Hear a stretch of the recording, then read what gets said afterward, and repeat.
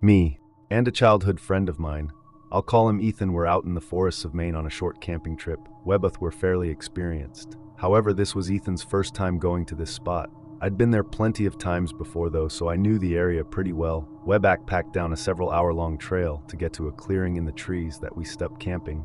I think we're rived around 6, so after setting everything up, we built up Ennis campfire and made food, then cracked open a few beers and talked around the fire as the sun set around us.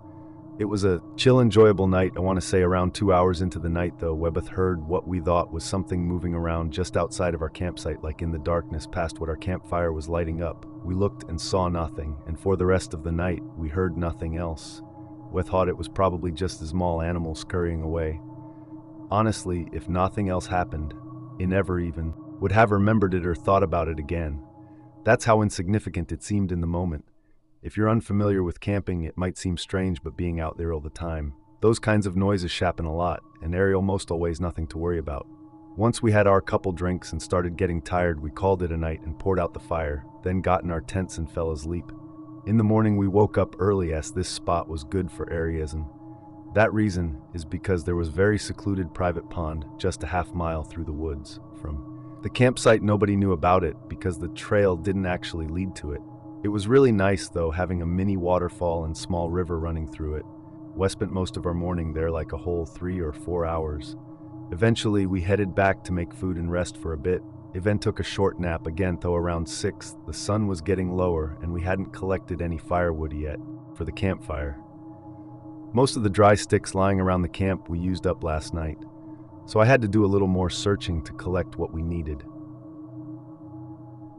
Midway through, Ethan said he was going to take a walk around and just explore the other areas, but would pick up whatever he could on his way back. I said sure, and just continued grabbing sticks off the ground. Ethan did this pretty much every time we were out camping. I think he just enjoyed having some time to spend alone and to just take in the nature. Anyway, I got a good amount of firewood and sat back down at the camp, just wasting time until Ethan got back so I could start the fire. The sun got lower and lower, and eventually I just kind of realized it had been a strangely long time since he'd left. Usually he wasn't out this long, and he was experienced enough to know to not be wandering the woods so close to sunsets. The only way we had to keep in contact out here where there's no service is through our small satellite messengers. We kept them on us at all times in our small waste packs, along with bear spray and other stuff like that. It's usually more of an SOS device, but in situations like this, it came in handy too. I pulled mine out to send him a message, but saw that he'd already sent me one just a few minutes ago. Ethan said he got kind of lost, but happened to stumble back to the pond. He sent a message saying to just stay there, and I'll hurry over to lead him back. Being lost, it's always just to stay put, and not risk getting any more lost. And both me and Ethan knew that, some knowing, the area quickly started heading to the pond. At this point it was really just a race against the sun. Even having headlamps and knowing the area during the day, it would still be really easy to get lost at night. I got about halfway to the pond, maybe 4 or 5 minutes away, when I got another message. I reached into my bag and checked it, assuming it was just going to be him checking in or asking for an ETA. But Ethan sent the words, "I see you." What did he mean, I see you? I wasn't even near the pond. I stopped and looked around, confused and not seeing him anywhere.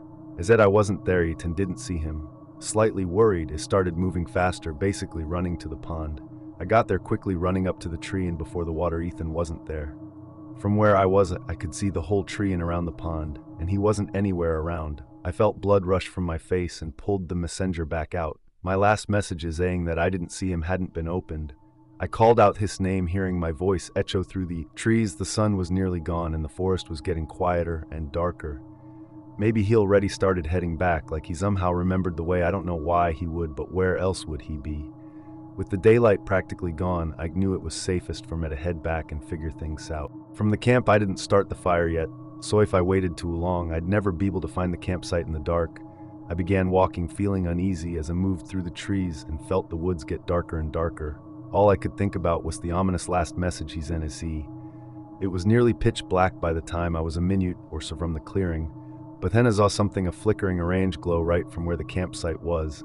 As I got closer, I could see that the campfire was lit and someone was standing right by it. I started approaching, feeling a wave of relief knowing Ethan had made it back safely. But when I got closer, the person suddenly shifted and looked toward me, then sprinted away from the fire and out of the campsite, Heart pumping, I ran up confused and terrified. Ethan. I pulled my messenger back out and started spamming texts. At this point, I was seriously worried and disturbed by what was going on, but just a minute or so. Later, Ethan came running out of the woods and into the campsite. He had a face of both fear and relief. He immediately said we had to go. I agreed, mentioning the guy as by the fire, and him saying it was likely the same guy he saw approaching him by the pond.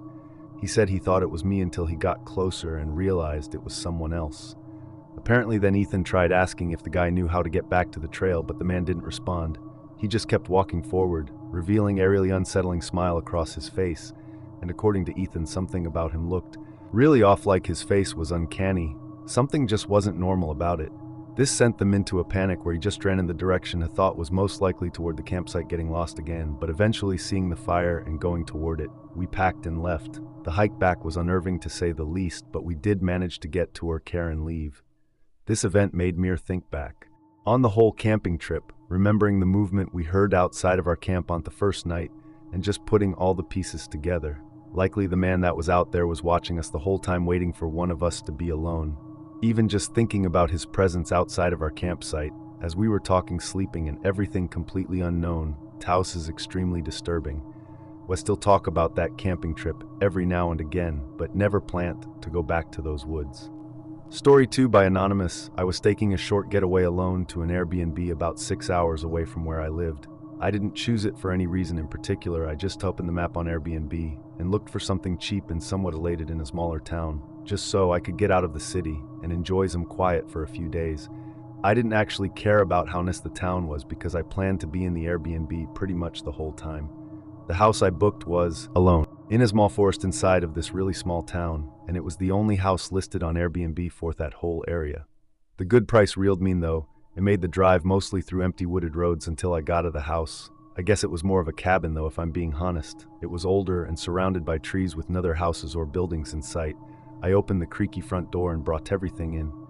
The only thing I needed to do before settling in for the next few days was go to the grocery store and stock up on some food and drinks. I drove into town. It was mid-afternoon, but there were almost no other cars or people out.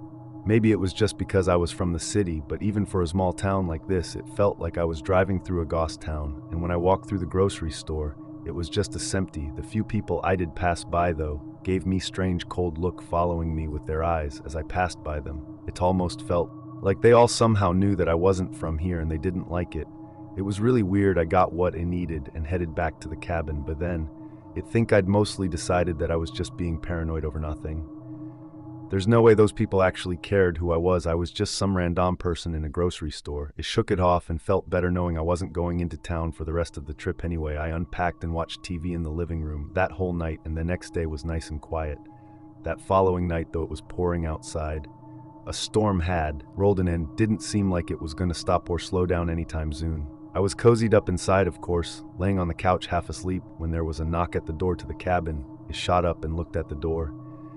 There's no way someone was outside the house in the middle of this storm. I checked my phone and saw no text or anything from the Airbnb host. It was also just that one knock at the door. After maybe 30 seconds, I got up and walked over. When I looked out, I didn't see anyone. Although it was really dark and there was no porch light, so without opening the door, I couldn't make out all that much. As the minutes passed, my mind stumbled to every possibility that wasn't someone knocking at the door, like maybe the storm blowing something over, or even mid-dreaming it while being half asleep. I think I really just didn't want to believe someone was out there because I knew how unsettling that would be. I laid back down on the couch and had the TV on, sort of paying half attention and just laying there. A decent amount of time went by. I wasn't keeping track, but if I had to guess, I'd say about an hour. The TV was fairly quiet, but the storm was still going on. Between those sounds, thought there was a sudden cough behind me, like a man quickly coughing and trying to cover the sound. I jolted my head back and looked, immediately seeing something move away from the outside of the window. I'd only caught a split second of it, not enough to even make out if it was a reflection or a figure, but obviously hearing the cough gave it away. So, Miana was outside the Airbnb. I knew they had to have been watching into the cabin through that window, which instantly sent chills through me. I grabbed my phone and dialed 911, telling them I think I was being stalked and that someone was creeping around outside. The storm was too loud for me to hear any footsteps, so I had no idea if they ran away or were still around out there. Where I was relieved when a police officer showed up only 3 minutes later. I opened the door and started explaining what was going on, but the officer was visibly unbothered by anything. When I finished explaining, had just responded with, "That's it," as if it was no big deal. The officer didn't take down any notes or anything. He had that same cold look as everyone else in the town. He almost seemed mad at me, like he was genuinely upset for making him come out into the storm to help me. He said he didn't see anyone when he pulled in, so if something actually happens, then to call. Before I could say anything else, he turned his back on me and drove away. I honestly couldn't believe it. That made me feel even less safe and even more disturbed by whatever the hell was going on in this town. This whole town had me 1G, and knowing something wasn't right, I decided to call it early and just get out of there. I locked the door and started rushing to pack my things. I was only able to get my backpack opened and begin stuffing clothes into it. Solid maybe 60 seconds went by after the officer left before heavy knocks slammed against the front door again, but this time they didn't leave. They continued to bang on the door. I only checked out of the bedroom window, confirming the cop car was gone. So I knew this was whoever had been watching me. I hurried packing everything I could in just 3 or 4 minutes.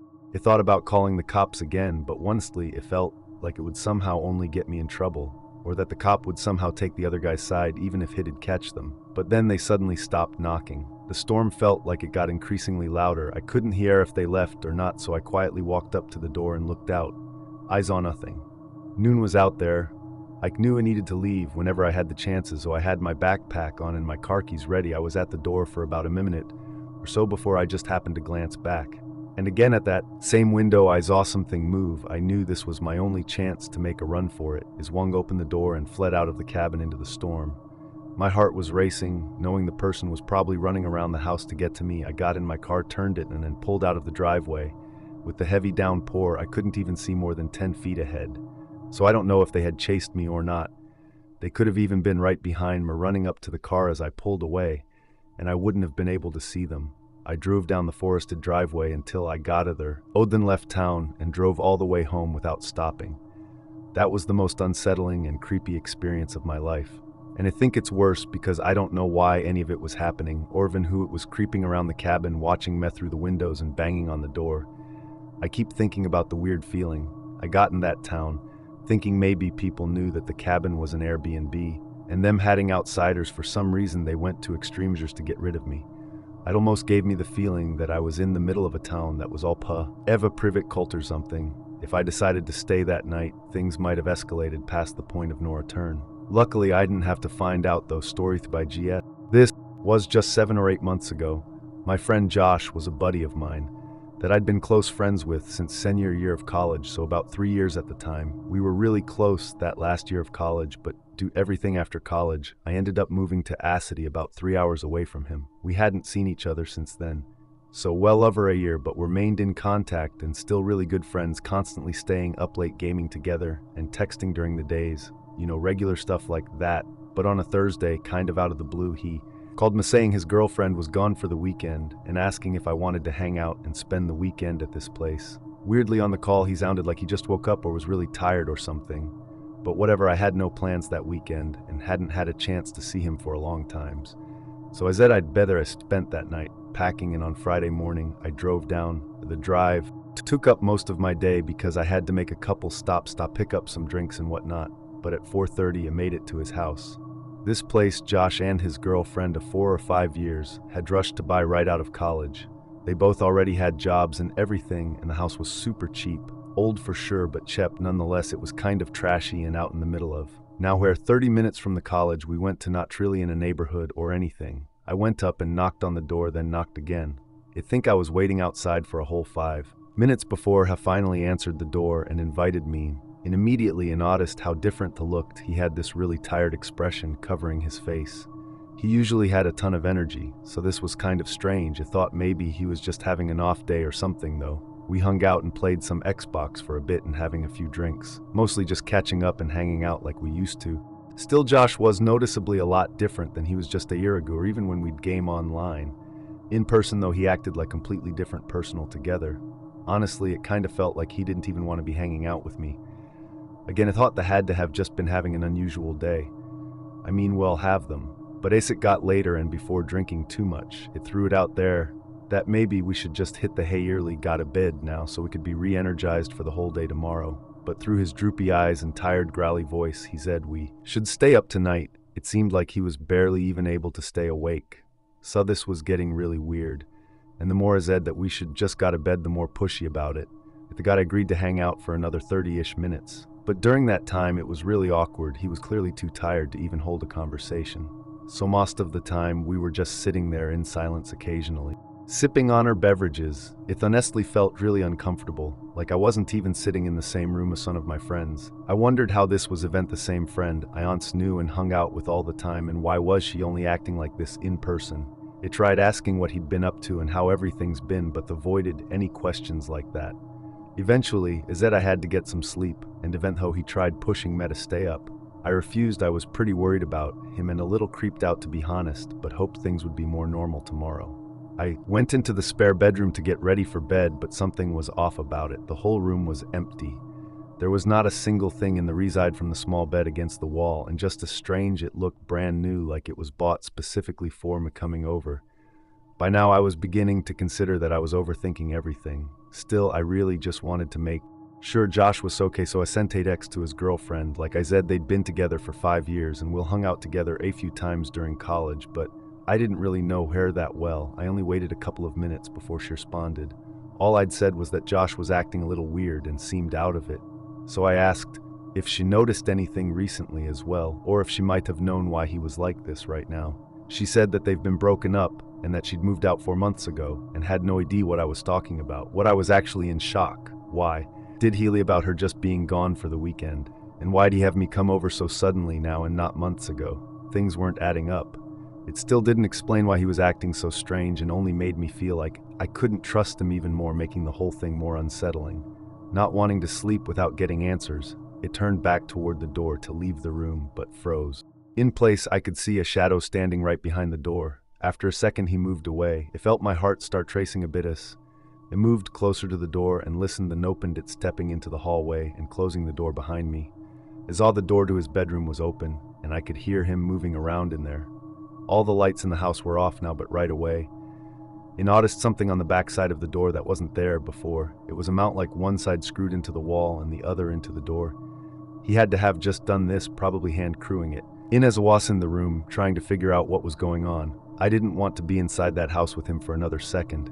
I started quickly and quietly walking away. As I got into the living room, I couldn't help but notice that there was something on the kitchen counter. It was an open package for a deadbolt, one of those locks you'd put on a door that you can only access from one side. I felt my stomach drop, then heard footsteps rushing behind me. I turned around and saw Josh, that same tired and dead look on his face. I asked what the hell he was trying to do, but hadn't respond. I felt a tension, like he was about to do something. Before he could, I ran to the front door. He called out my name a couple times in that eerie, tired voice, but I could go in, getting in my car and leaving. I spent that whole drive thinking and decompressing on what just happened. By the time I got home, Josh had blocked me from everything, which made me more sure that what he was doing was something awful. Though at the time I didn't do anything about it, I was stupid. And I guess if else, since nothing yet had happened, I had nothing to show for it. And having been close to him for 3 years, it was hard for me to turn him, and I still just can't understand why he was trying to lock me inside that room though, or even what his plan really was. It's crazy how I'd known him for 3 years, and yet it feels like maybe I never really knew him. I'm just glad I got out of it when I did. Music.